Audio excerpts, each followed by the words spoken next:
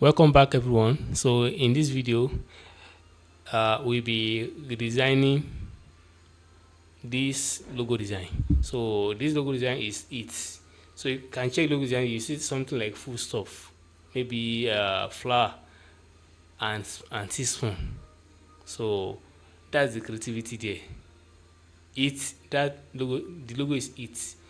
So you have to try and redesign it. Not redesign. You have to recreate it. We are just practicing.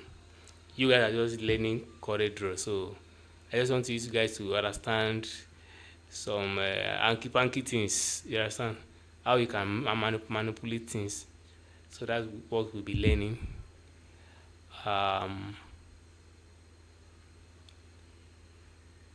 so let me just quickly explain. So that um that E you are seeing, you can see something like full stop there, and that spoon is like teaspoon.